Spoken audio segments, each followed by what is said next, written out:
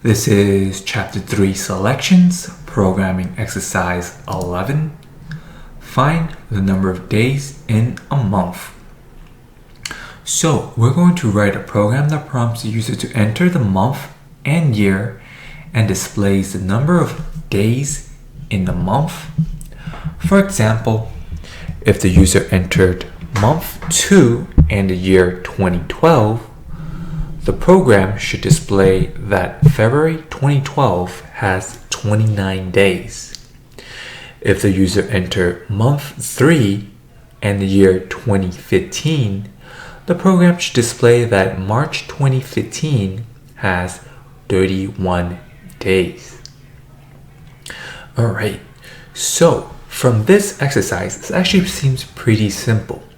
There's just one keyword or two keywords here that really adds a bit of a trick to how we could solve this exercise. Now that is with the keyword 29 days when the program or when it displays February 2012. So what makes this so special? Now, if we have a good understanding of how the number of days in a month work, we should know that February generally has 28 days only. So when does it have 29 days? Well, that is when it is a leap year. So when it's a leap year, then February will have one extra day for that year. And in this case, from 28 to 29 days. So that's where we have to try to solve it for this exercise. That's where the trick question comes in. So let's review. How many number of days are there in a month? So we know that for January there's 31 days. In February there are 28 days in a common year and 29 days in a leap year. March has 31 days, April 30 days, May 31 days, June 30 days, July 31 days, August 31 days, September 30 days, October 31 days, November 30 days, and December 31 days. So it is basically just February that has 29 days if it's a leap year, but 28 days for every other year. And that's why this question was trying to sneak in the word February 2012 and 29 days. Whereas if the user entered 3 for the month, 2015 for the year, then it would just simply say March 2015 has 31 days. And we know that March always has 31 days, even in a leap year. So how do we solve for leap years? Well, we just have to follow two simple rules. If the year is evenly divisible by 4, but not evenly divisible by 100, then we know it is a leap year.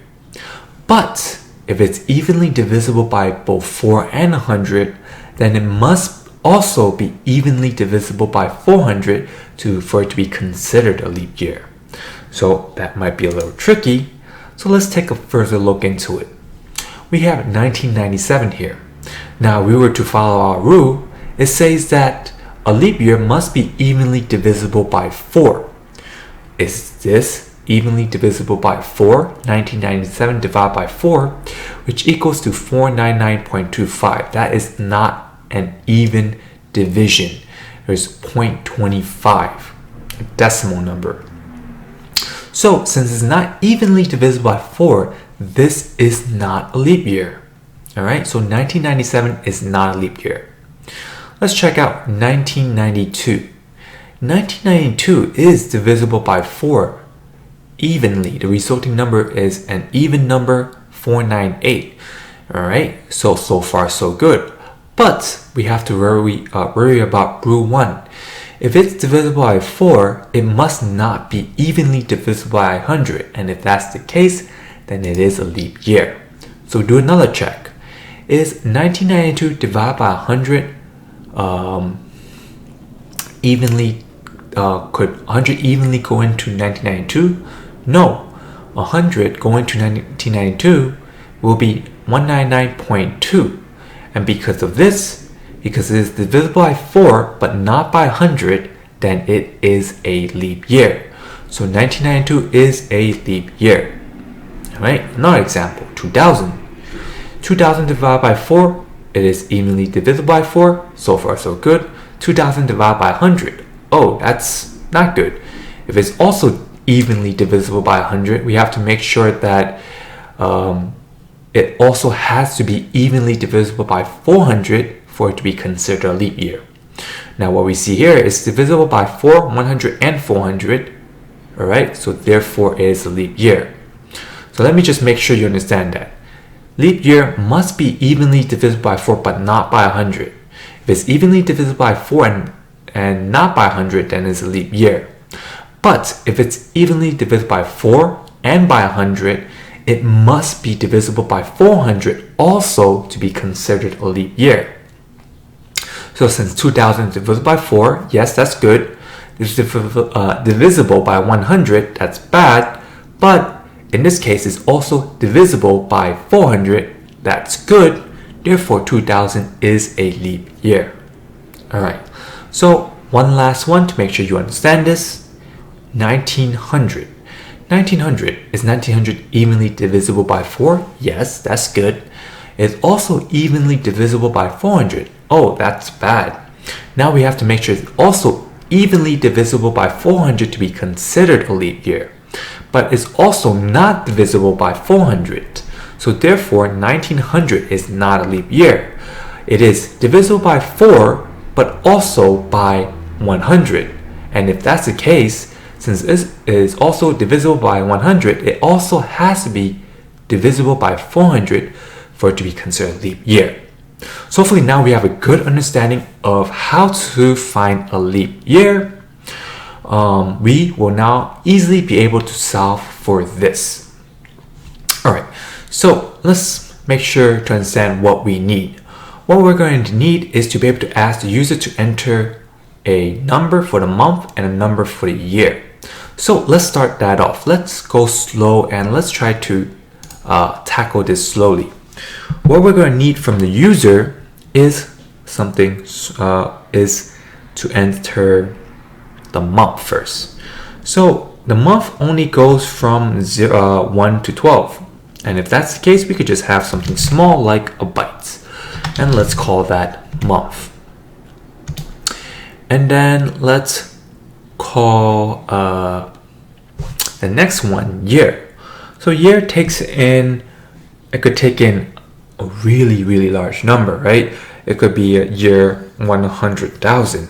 But let's not go too far, so let's just keep that as int for now. Int year. So now that we got month and year, we want to be able to store these store values into this variable month and year. So let's create a scanner called input to be able to ask the user to store some kind of value in here. Alright, so let's start off with system.print enter the month. Alright, and of course let's store month in here. Make sure to cast that. It'll be input.next byte. So actually we don't really need to cast that. We'll just store that in here. Year we didn't ask the user for the year yet, so let's not do that first. And next thing is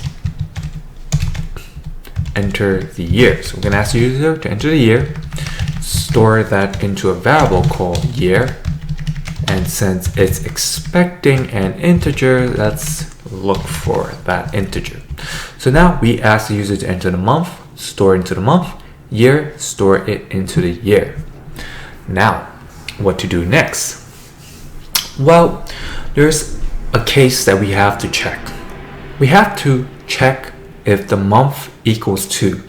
So if the month equals 2, which means February, then we have to make sure to check that check for the leap year.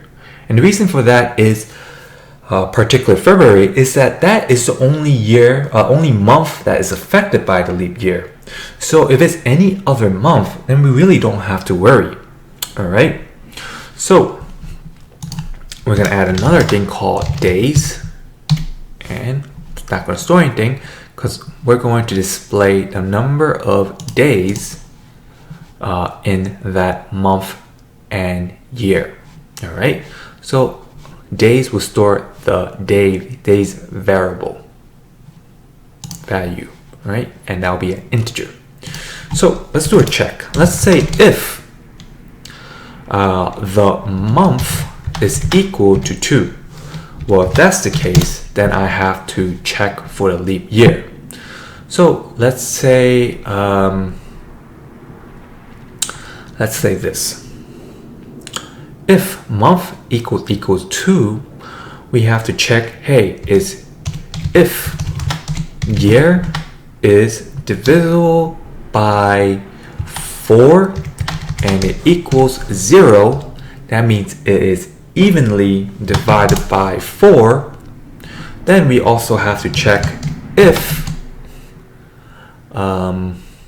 let's say, if year is evenly divisible by 4, we have to also make sure that it is not evenly divisible by 0. So if it is also evenly divisible by 0, then we have to make sure that it is also divisible by 400.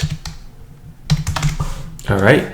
Now, if we reach to this point, if it is divisible by 4, all right, if it's divisible by 4 and divisible by 100, then it must be divisible by 400. And if it's divisible by 400, then we could say that this is a leap year and there will be 29 days.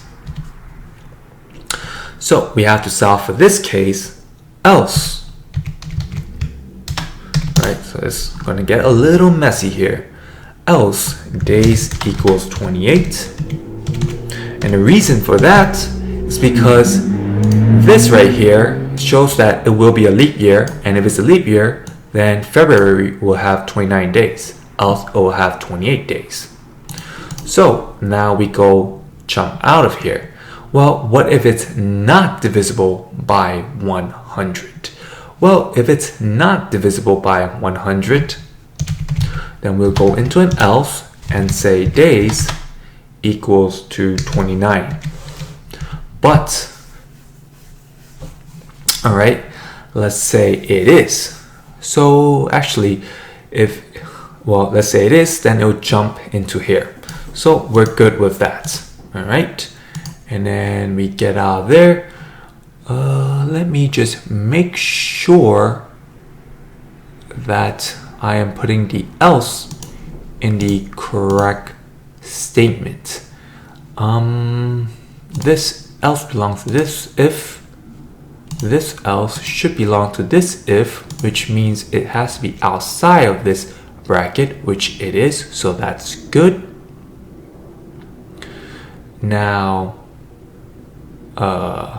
therefore, what I have to check is if year equals 4, well, if it doesn't, if year divided by 4 equals 0, then it'll go in. If it doesn't, then it is not a leap year.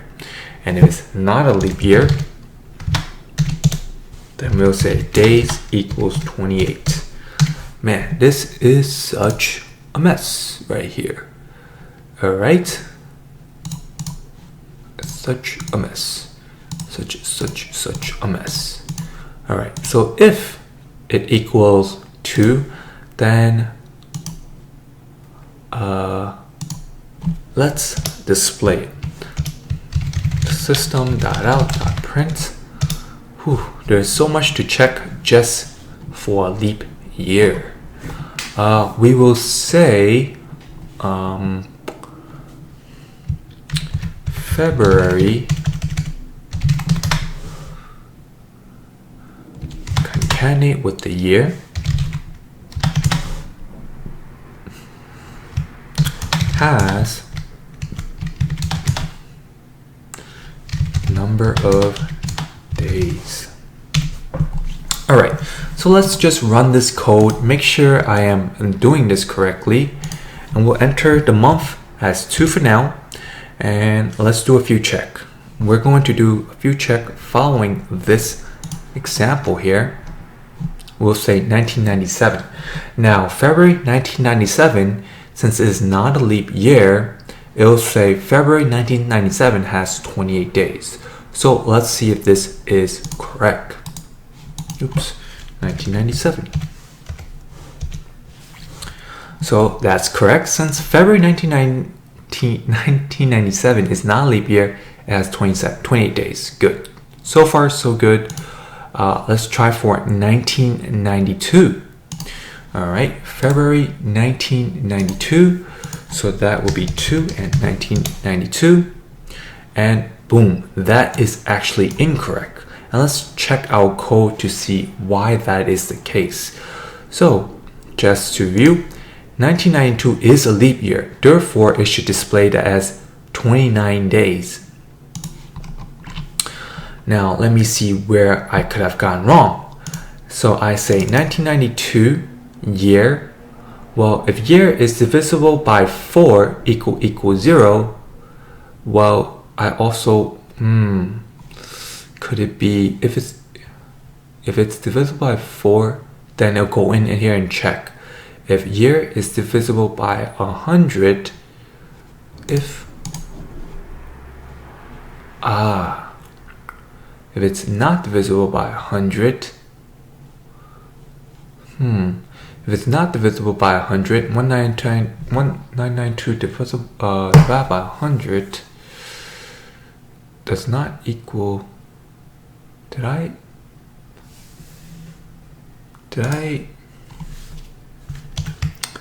okay.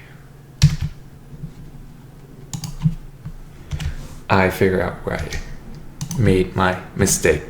Instead of using modulus, I use division.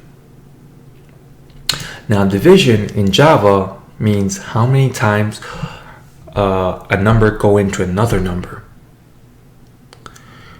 Modulus is what is the remainder after I divide one number by another number, and that is what I should have been using. Mind slip. All right, and because I made that mistake, everything that I test so far does not count. I have to retest everything, and because of that, oh well, let's do that again. 1997. Let's say 1997, we know that this is not a leap year, so the result should say 1997 has 28 days. That's correct. All right, run that again. 1992. 1992 has 29 days. Perfect. Okay. So now the logic here in this code seems much better. It seems to be correct. So far, so good. Okay. 1992 is divisible by 4 but not by 100, so therefore it is a leap year, and a leap year for February has 29 days. How about 2000?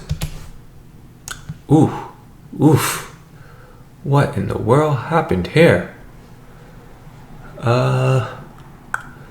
Alright. It says value out of range. So radix 10 and at line 22. Bam. And that's where I made a mistake. Okay, so that was a bad input, and that basically means bytes only takes a certain range. So let me see if I could display that range. Print bytes dot max, byte dot max value of byte hash code to string size max value. So as we can see, the bytes value only takes up to 127. So you enter any number that's larger than 127, it will throw a bad error. And because I accidentally input 2000 for the month, we got that error. All right, it say, hey, you enter a really large number and this byte variable cannot hold on to it. So I'm going to throw this error and let you know. Right, so that was my mistake. I'm going to say 2 and 2000 for the year. And of course, 2000, as we can see here, it is a leap year. It's divisible by 4, but it's divisible by 100. But since it's divisible by 100, we have to make sure it's divisible by 400. And if that's the case, and it is evenly divisible by it, resulting is an even number, then it is a leap year. All right. Okay. And lastly, I want to do one last check, and that will be 1900. Enter for that. 1900 has 28 days. It is not a leap year because, yes, it is divisible by 4, but it's not, and it's divisible by 100, but it's not divisible by 400 evenly. All right. And because of that, looks like everything is perfect. This little code here works just the way I like it. Now, we have to solve for everything else, which should be pretty simple, right?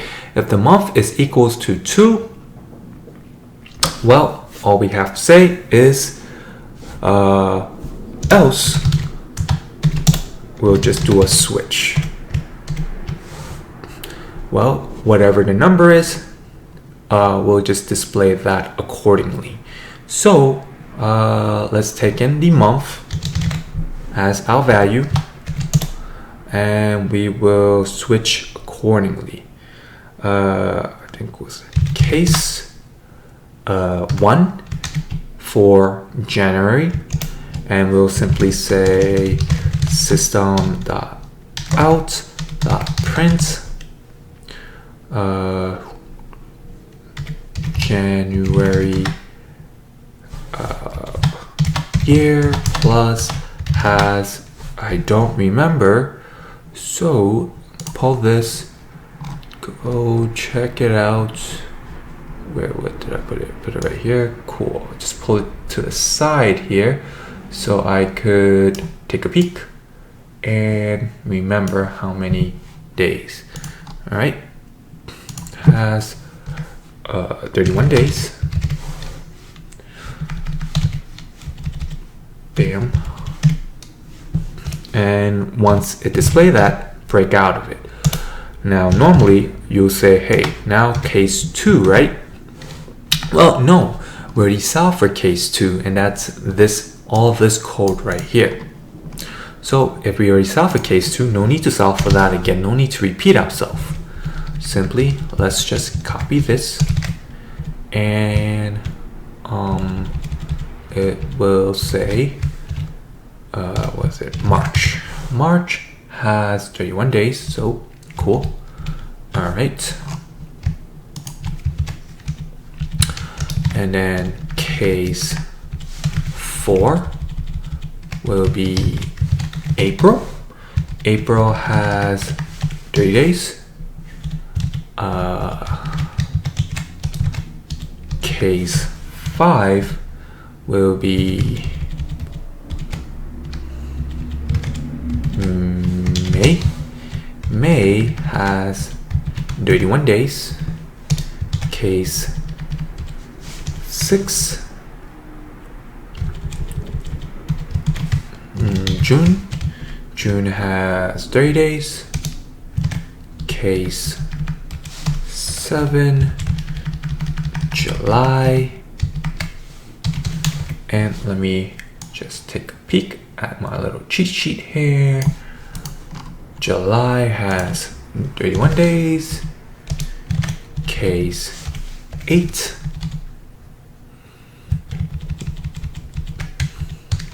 That'll be August. August has 31 days.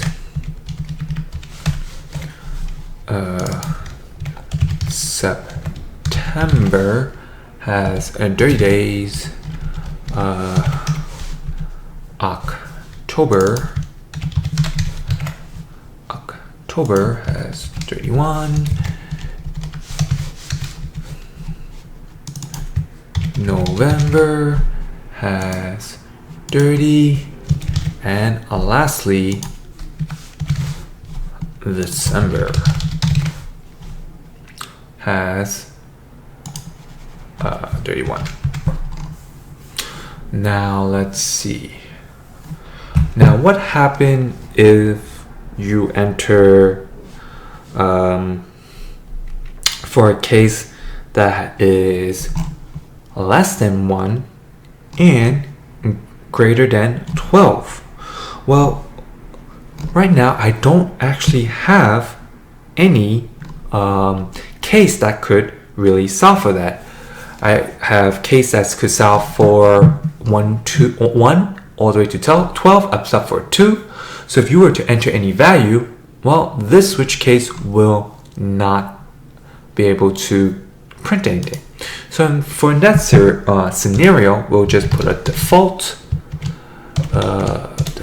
and we'll just say